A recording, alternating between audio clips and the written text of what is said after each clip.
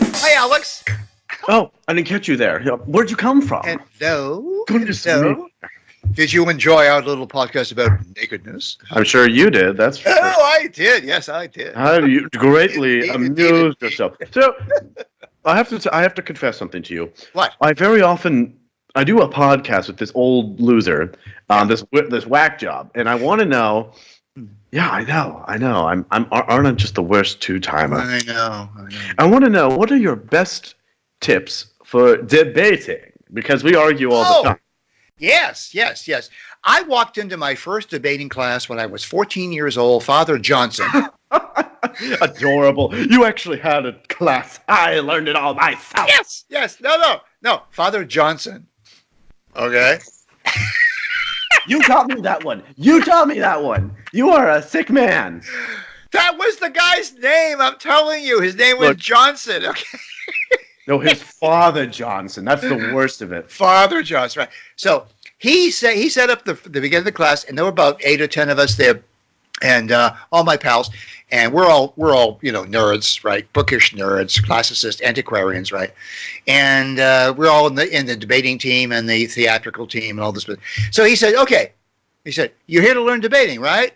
And we all said, "Yes, Father Johnson. Yes, Father Johnson." And I said, "Okay." A little too eager over there. Yeah.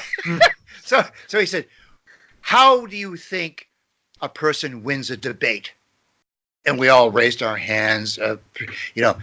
Bobby Fitzpatrick raised his hand. He said, "Oh, the person who has the most data, the most facts." Did he really say that? Yes, he did. And Father Johnson said, "No, you're wrong. Sit down. You're a fool. Sit down."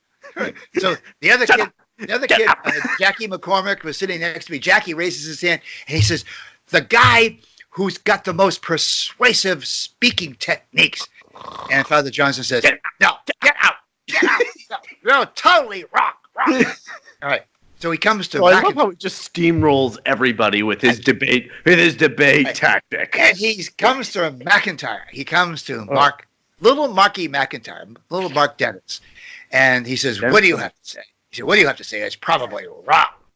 And I said, "Whoever gets the other side to accept their definition of the terms will always win the debate."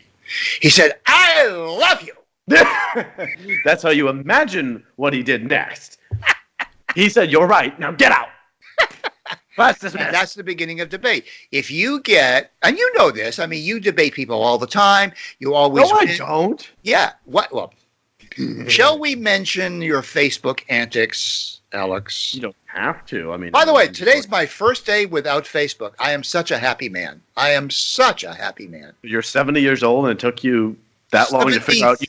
74. Oh, excuse me. Right, and I profited by all the people that I terrorized on Facebook. I profited by that. Well, I'm sure they. And now it's time for me to go. Goodbye.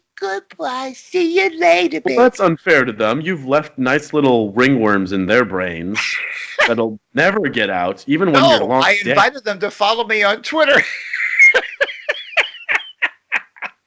Really? You are evil in some ways. I'll burn in hell for all of eternity. Yes. For moving from Facebook to Twitter. Yes, that's the great thing about debating is not only do you have to know your dictionary, and not only do you have to impose your dictionary. Oh, your light just went out. Oh my. Well, God. So take it away from here, Shakespeare. No, you can't turn it on again. No, you've got no light. Yeah. Wow, what a save! Thanks a lot for. We'll finish this with you mostly in the dark, which is where you always are in debating, in the dark. All right, Plato, come and drag me out of the cave. Come and get me, Plato. We could wrap this one up. This would be a really quick wrap up, because the essence of debating is not only getting the other person to accept your dictionary, okay, but Jackie McCormick was right, half right.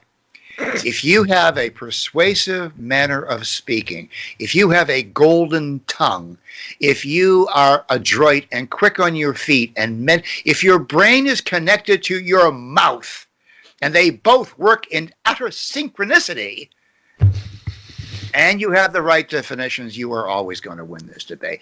And I'm going to tell you one more thing. The Roger Stone rule. I'm going to invoke the Roger Stone rule. If those of you who listen to our Roger Stone podcast, Always attack. Never, never defend. Well, you're